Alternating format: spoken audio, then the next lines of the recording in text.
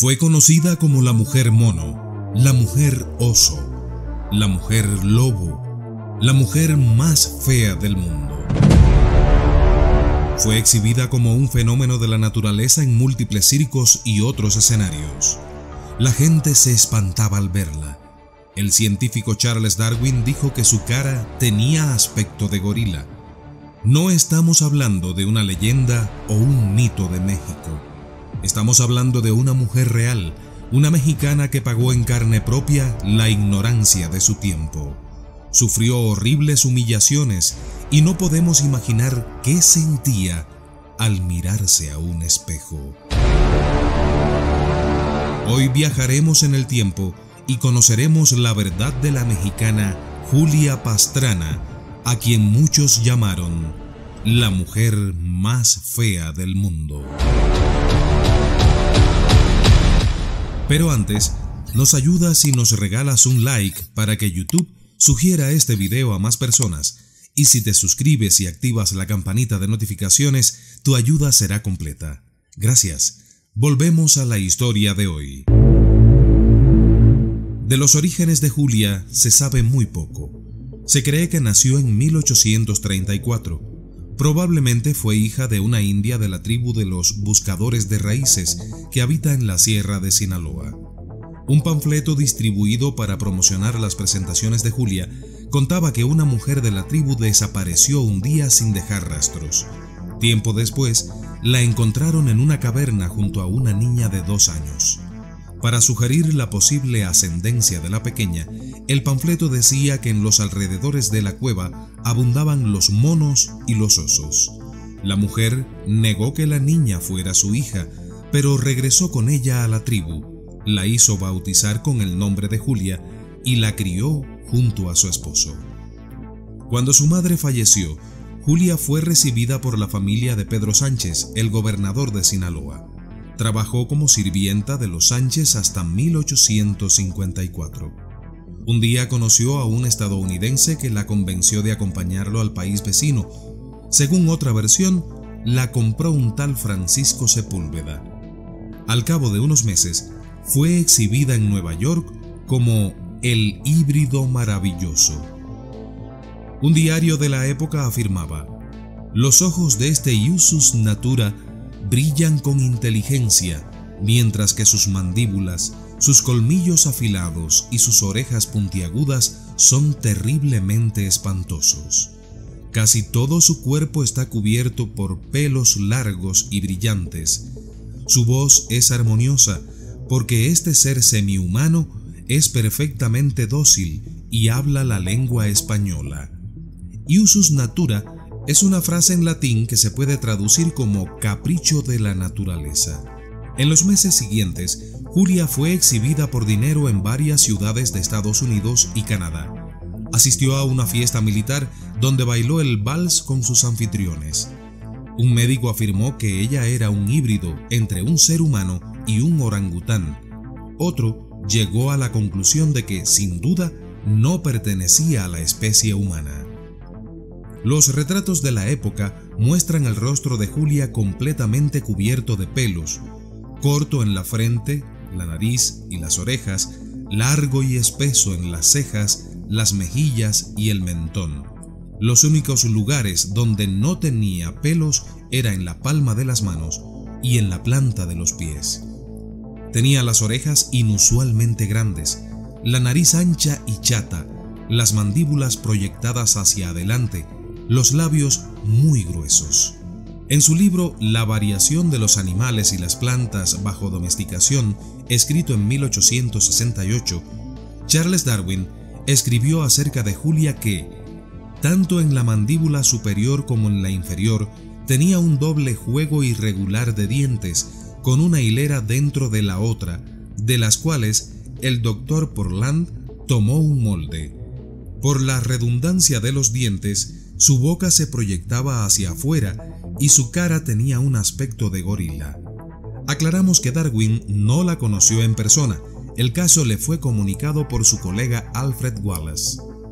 Fuera de estos rasgos y su baja estatura de 1,37 m, Julia era una mujer normal. Según el naturalista Frank Bogland, tenía una figura sumamente agradable, y su pie diminuto y su tobillo bien formado, bien chaussé, eran la perfección misma. Un artículo científico publicado en 1857 en la revista inglesa The Lancet menciona que tenía los pechos notablemente desarrollados y que menstruaba en forma regular. Las palmas de las manos y las plantas de los pies, como ya dijimos, eran las únicas partes de su cuerpo que no estaban cubiertas de pelos. Sus cualidades artísticas eran notables. Cantaba con voz de mezzosoprano y bailaba danzas tradicionales. Tocaba la guitarra y la armónica. En una obra de burlesque, interpretó a la esposa de un hombre que se casó con su enamorada sin haberle visto el rostro, siempre oculto por un velo. La obra fue suspendida por recomendación médica para evitar la impresión que se podían llevar las mujeres embarazadas cuando Julia se quitaba el velo en el escenario. Esta impresión, decían los facultativos, podía causar un aborto o producir hijos con el aspecto de Julia. Los que la conocieron personalmente fuera del escenario la describieron como una mujer inteligente que conversaba muy bien en inglés. El empresario circense Hermann Otto dijo que ella sufría mucho a causa de su aspecto y por ser exhibida como una curiosidad. En 1857, Julia viajó a Londres representada por el estadounidense Theodore Lent. Los periódicos la anunciaron como Julia Pastrana, la indescriptible, adjetivo común en aquel entonces para referirse a las curiosidades del reino animal. Después de numerosas presentaciones en la capital y otras ciudades inglesas que le reportaron a Lent una gran suma de dinero, Julia fue exhibida en Berlín, Viena, Varsovia y Moscú. Para que nadie la viera fuera de los teatros, es decir, sin pagar entrada, Lent le prohibía abandonar los cuartos de los hoteles donde se alojaba. Cuando otros empresarios manifestaron su interés en contratarla, Lent decidió casarse con ella. En Moscú descubrieron que iban a ser padres. El 20 de marzo de 1860 nació un varón que se parecía a su madre y vivió menos de 2 días. Julia murió el 25 de marzo debido a complicaciones del parto. Tenía solamente 26 años. Sin perder tiempo, Lent vendió los cuerpos de su esposa y de su hijo a la Universidad de Moscú, donde fueron embalsamados. Permanecieron en una vitrina del Instituto de Anatomía hasta que Lent se arrepintió y los reclamó, o los compró, según otra versión. Los trasladó a Londres para exhibirlos a cambio de una módica entrada. Después organizó una nueva gira. Su primer destino fue Suecia, donde oyó hablar de una joven barbuda. Ubicó su paradero y convenció al padre de la mujer para que le permitieran casarse con ella. La gira continuó. Ahora Lent exhibía simultáneamente a sus difuntos esposa e hijo y a su nueva esposa, a quien presentaba como la hermana de Julia para darle mayor verosimilitud al engaño. La llamaba con el falso nombre de Senora Pastrana. Al poco tiempo, Lent alquiló los cuerpos a un museo vienés. En los años siguientes se enriqueció exhibiendo a Senora.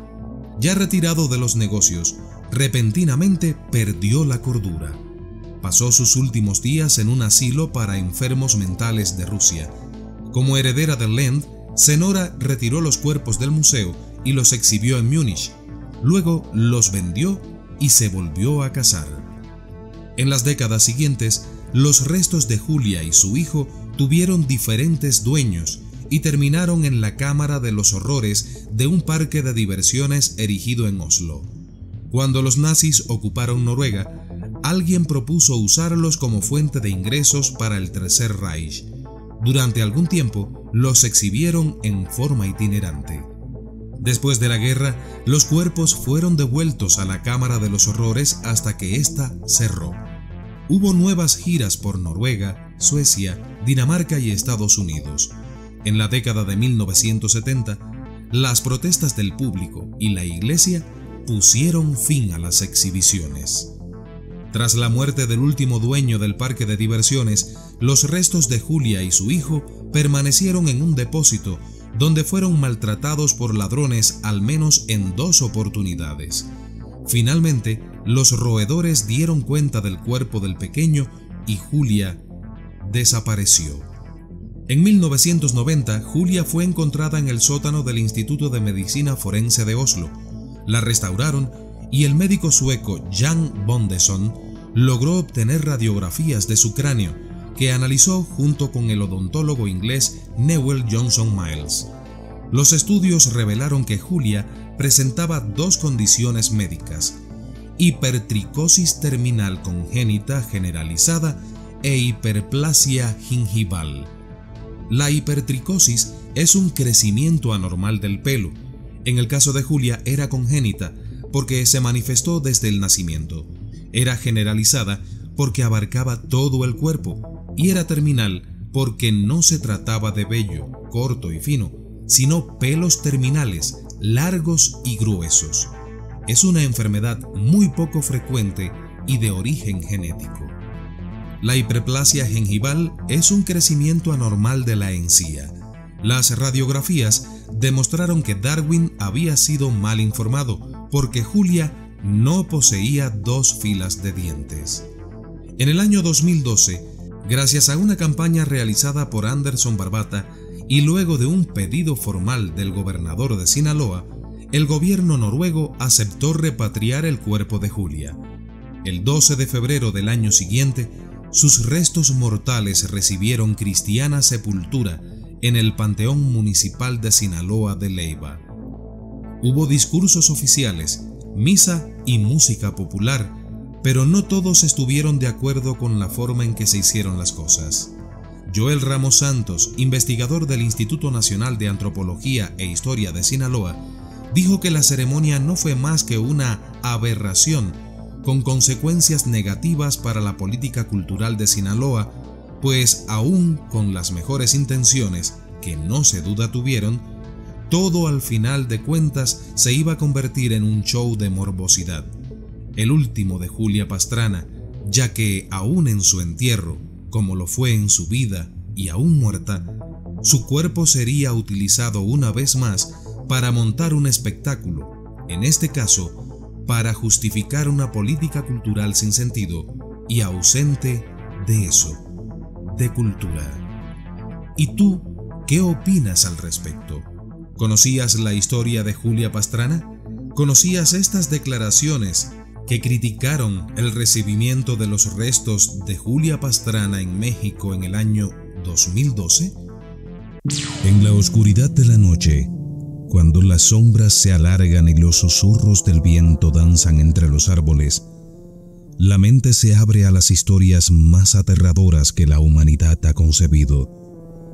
Una de esas historias, arraigada en el folclore de muchas culturas, es la leyenda del hombre del saco, un ser siniestro cuya mención hace que los niños se estremezcan y busquen refugio bajo las sábanas. Desde tiempos inmemoriales, esta figura ha habitado los recovecos de la imaginación, infundiendo miedo en los corazones de los más jóvenes. Pero, ¿de dónde surge esta oscura creencia?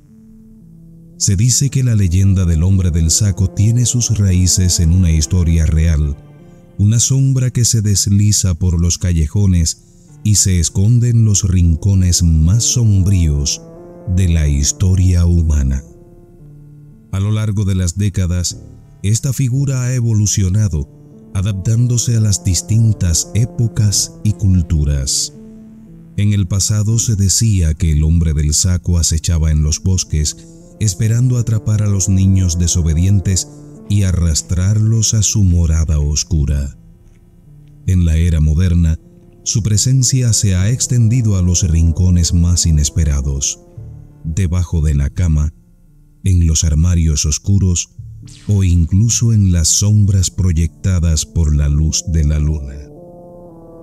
Pero más allá de las supersticiones y los cuentos de terror, la leyenda del hombre del saco ha dejado una marca indeleble en la infancia de muchas generaciones, un recordatorio constante de los miedos más profundos y primarios que residen en el alma humana.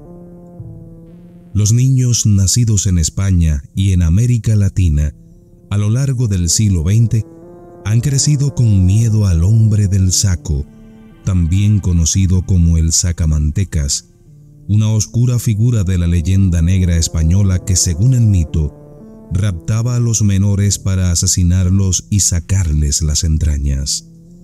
Por cruel e inverosímil que parezca, este individuo existió de verdad.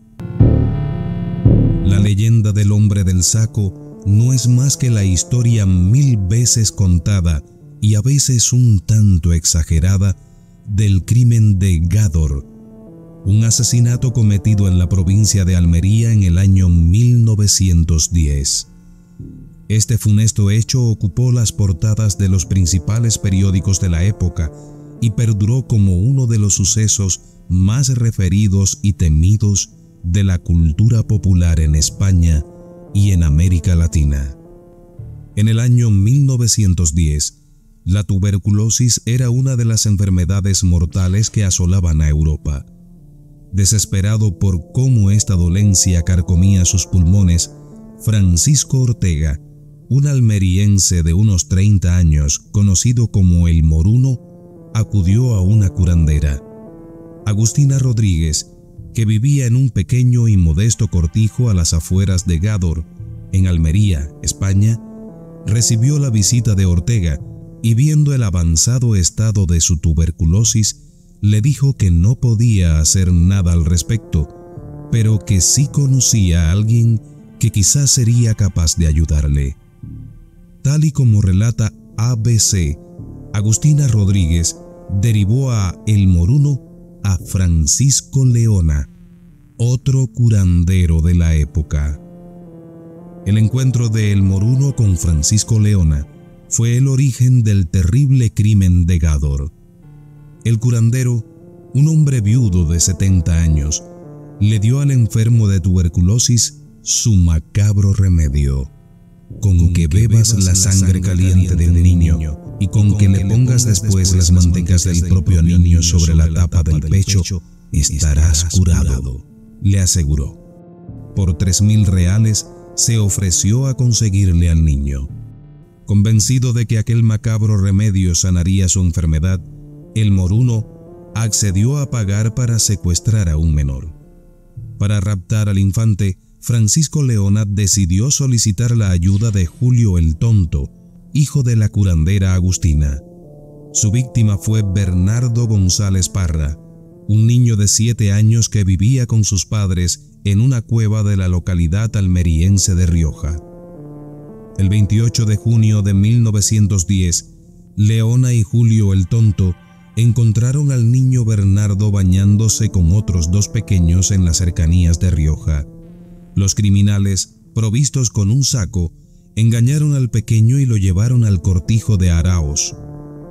El muchacho los acompañó voluntariamente parte del trayecto, pero según el relato de la época de ABC, Bernardo quiso retroceder.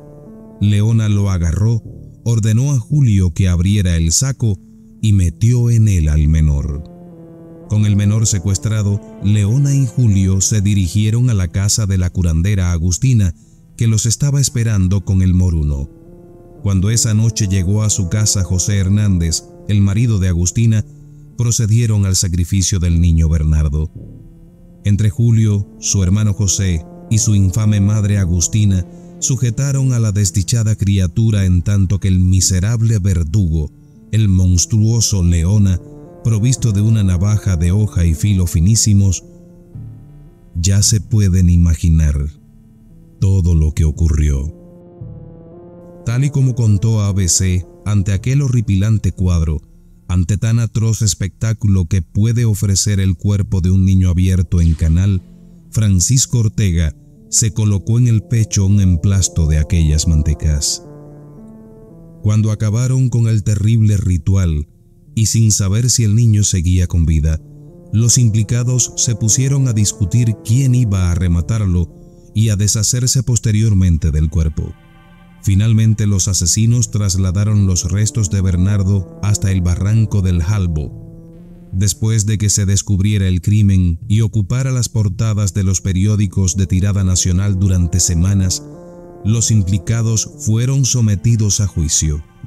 El Moruno y Agustina fueron ejecutados a garrote vil, la misma condena que recibió Francisco Leona.